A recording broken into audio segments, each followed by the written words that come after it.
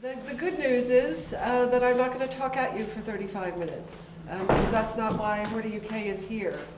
Hoarding UK became a national charity in 2017. We have operated as a charity long before then, but that's a complicated process. So you've been listening and talking and understanding safeguarding. I'm going to talk a little bit about it in relation to hoarding, okay, and sort of how is it different, I guess. And you know, how do people meet the criteria of this and that? But then I really, think that it's more useful to talk, to hear about what's happening out there. We've got a safeguarding program. Is it working? Because my experience nationally is we now have a pathway, but it's not necessarily effectively helping you support the people you care about. And that's not being critical or negative. I can be both, but I'm not being there. It's about change and having things work, yes? So here come some slides, and then we'll go on. So Hoarding UK is the UK national charity for people with hoarding behavior. We are hosting a national conference the 14th of May, which is the beginning of Hoarding Awareness Week. Everybody, so, there's this thing that when you're in a certain type of business or setting, that you think everybody hoards. Well, everybody doesn't hoard. There's another side of this spectrum, the person who doesn't like the untidiness of this desk, the person who's very minimalist, very, very, very, very organized.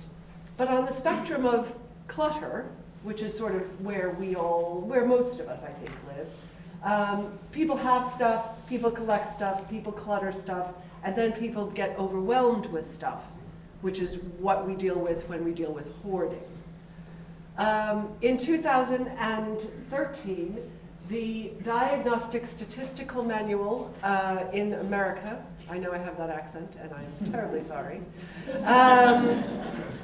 I published hoarding disorder, so they made it a clinically recognized thing on its own right.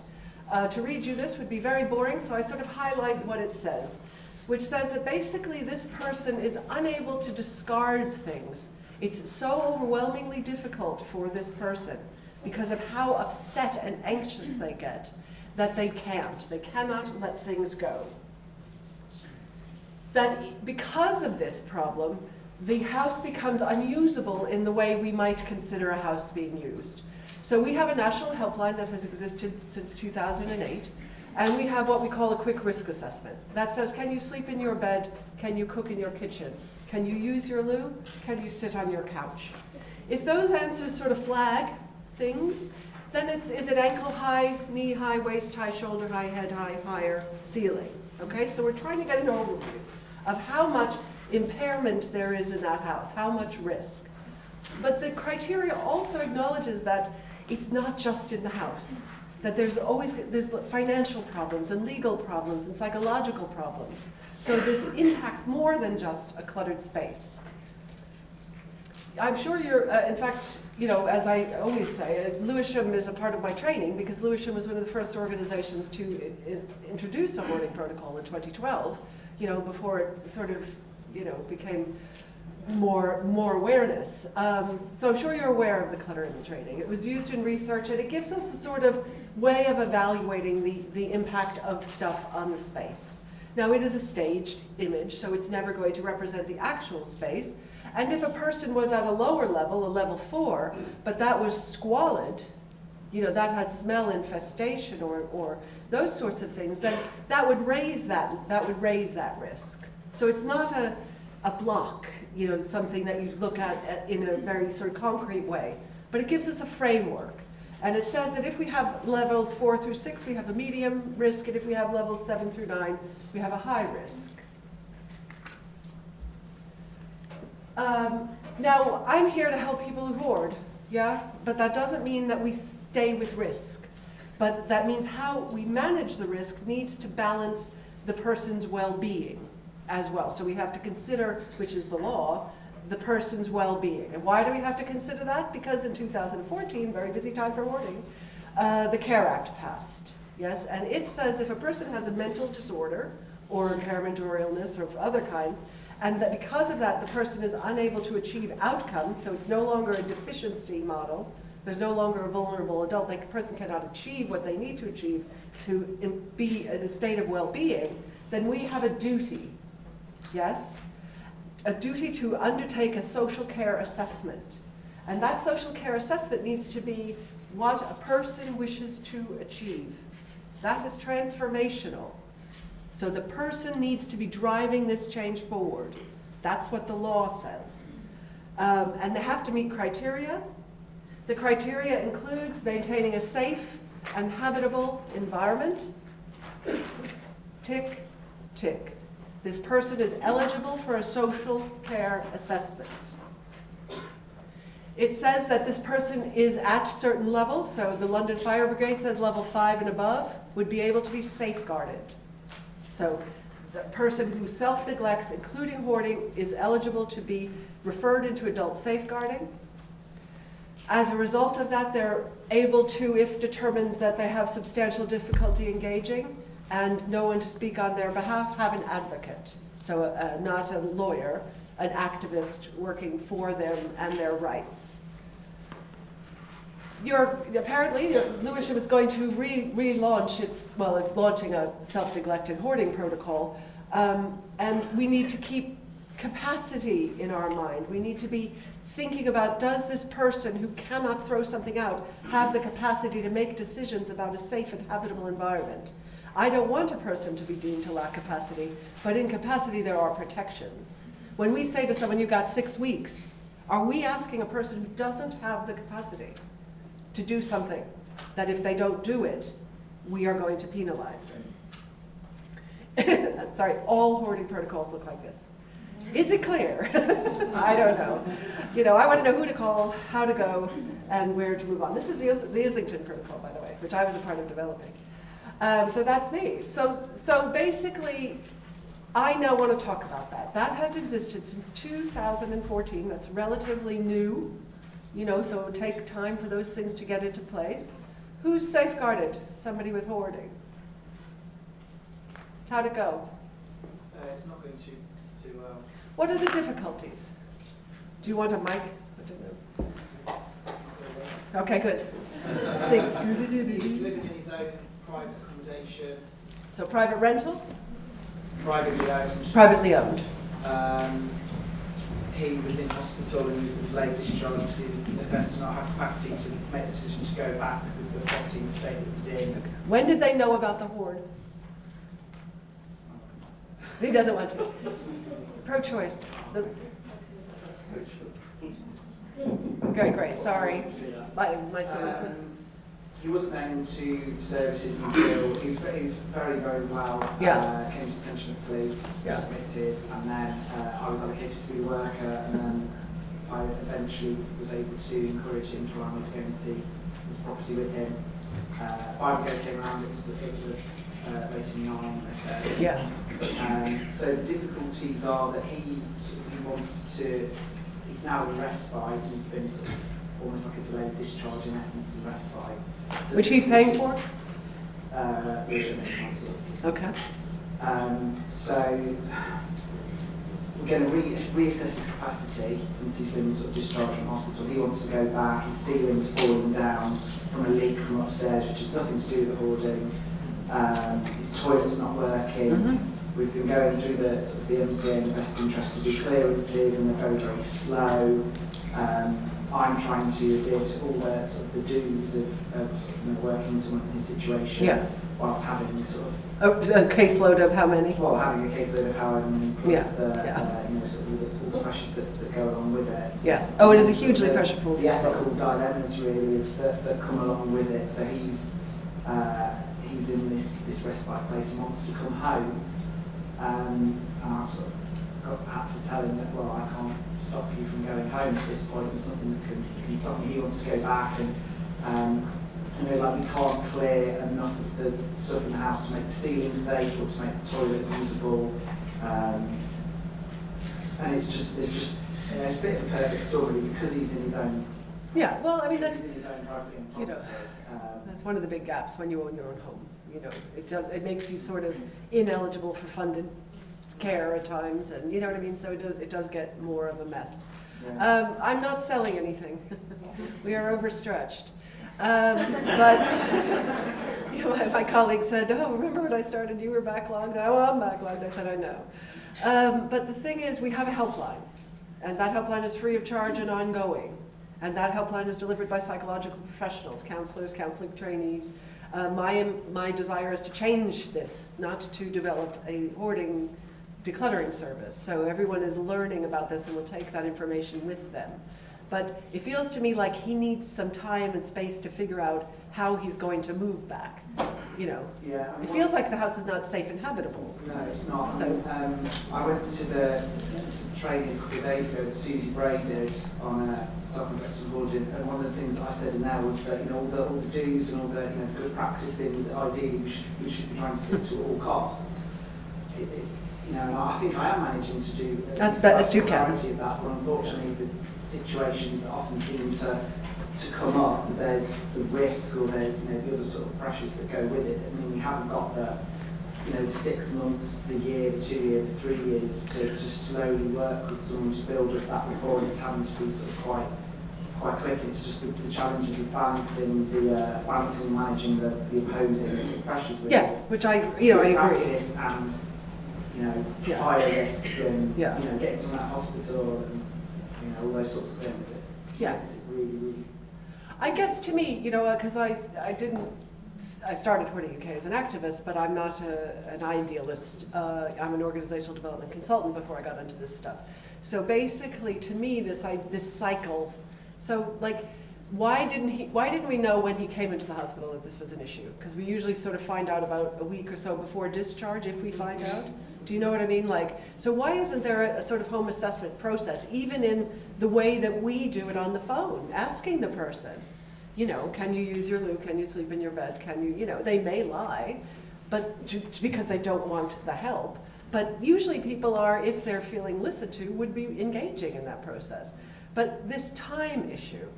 So usually in my experience, we've known about this in some way or another for longer than the time that we're being given to deal with it. Once again, I am not selling anything. We have a program, because I want to stop this nonsense, of trainees delivering a year-long program. Now that year-long program has worked, but you need the services to commit to a year. You know what I'm saying? Like, you can go in and take the stuff out. You know, I had a conversation here today with a woman who is going to do that. They're getting a warrant, and they're going to take the stuff whether it's wanted to or not, because the woman has in theory agreed. Well, today, you know, before I came here, I got that phone call. Do you know what I mean? I got that phone call from somebody's house who was just emptied to nothing. Do you know what I mean? And I can't tell you, I mean, I'm not kidding with this reaction. It's just, she was weeping. You know what I mean? Like, and I was in court for her. I've been trying to fight her case. She was a really horrible housing officer, which is not the case. Everybody is great. She got a bad apple. You know what I mean? But the thing is, I have no power. You know what I mean? No power. I said to the judge, you know, she is engaging. She took it from a level 9 to a level 7 with our own efforts. Give her time. Well, miss, we don't have the budgets. We don't have the staff. We can't afford it. And I looked at him and I looked around me at the 3 solicitors standing next to me. That's all they've given. You know, she's broken. They sectioned her. She wasn't sectionable. You know what I mean? Like, it gets so, we spend the 2 years anyway. Can we spend it differently? We spend the money anyway. Can we spend it differently? You know, developing, I don't want, you know, I joke, I want Hoarding UK to close because I want this managed.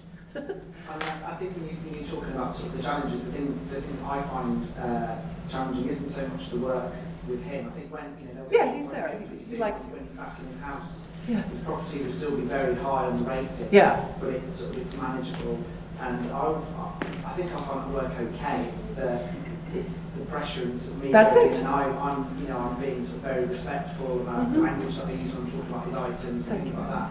But when I go there, I'm with a clearance and I've got a bloke with a van, you know, having to go through things to make room so that there's a path. There's just Right, I understand. Pathway. I've got an agenda, and he knows I've got an agenda, Right. and I know how much I smile and sort of try and be very nice about it. He knows I'm there to get rid of something. To get rid of stuff, yeah. And I'm not there to keep the stuff. Yeah, I'm really not. I will talk in front of a service user group, and I'll say I'm not there to protect your squalor or to have your stuff in my hallway.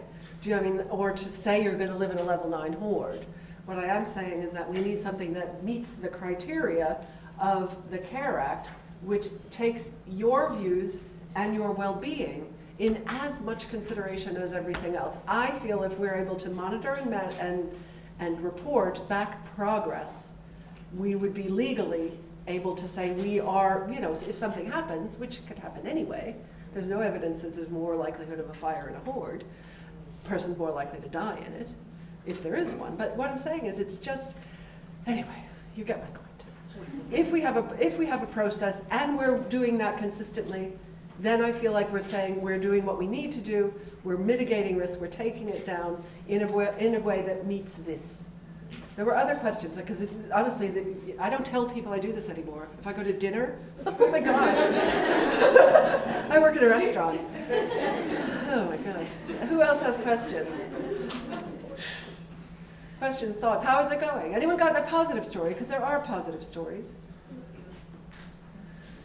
That's something to hear. That's something to hear. Nobody got into this high-paid, very stressful work. High-paid, low-paid, very stressful work. Didn't they just renegotiate your job titles and money? To do harm. Yes? One of the examples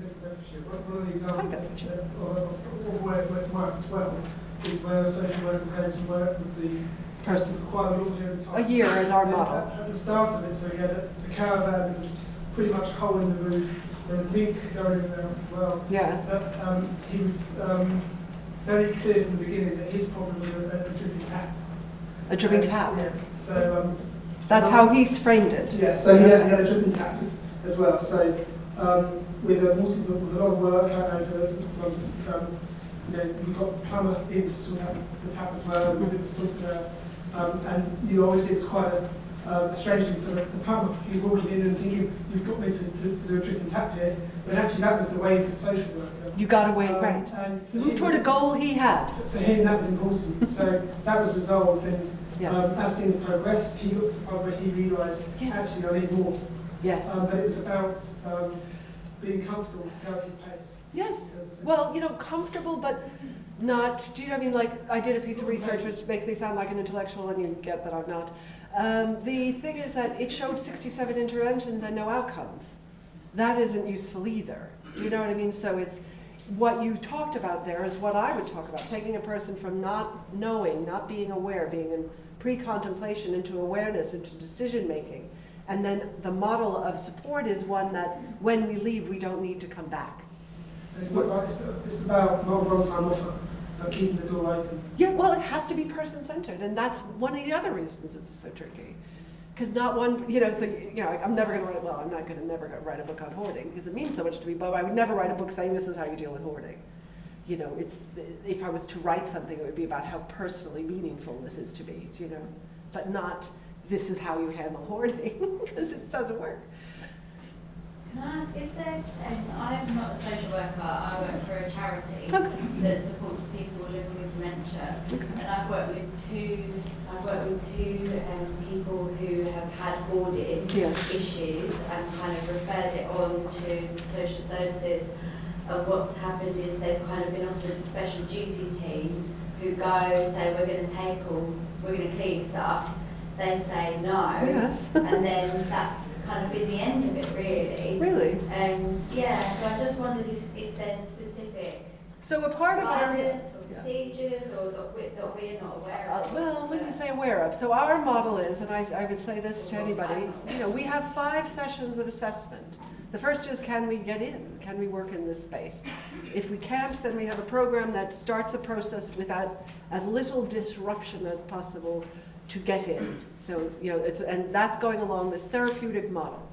So 5 assessment sessions, one about who are you, one about your well-being, getting those indicators, those monitorable outcomes, in terms of this person is depressed and now they feel better. Then we do risk. You know what I mean? Like, so we're moving in that person-centered way. At the end of those 5 sessions, we have developed a plan with that person. Okay, so it's about, now in dementia, I would say to you that Hoarding UK's role in that has been to go in and say, this person doesn't need our specialist support, because I'm not there selling a service. This person needs a smiley face that they trust, that treats them with respect, that will allow them to make the decisions as much as they are able. In dementia, we're not going to teach. We're not going to learn, we're not going to have change, but we still can have respect. So in my mind, that you'd want, a student, you'd want somebody who's going to be there with that person, not necessarily deal with hoarding, but deal with the stuff in a way that the person can tolerate. Then the model is 12 sessions weekly, 12 sessions fortnightly, and 3 monthly. So who refers them to you guys? Oh, don't do that. Yeah, I mean, there's no one else doing this. No, that's not true. There are people who do it, but not in our way. And it's been turned away and nothing's been achieved. Yeah, So. yeah. I mean, basically, we have a referral form, and I've just taken in a new tranche of students. But that's what I'm saying, is that to me, as an activist and as a businesswoman and as a person who just thinks this is madness, I don't want Hoarding UK to be the solution, and I'm not building a business on the back of this. Our trainee program lets people go after a year or 2 years into the systems and work and take this knowledge with them.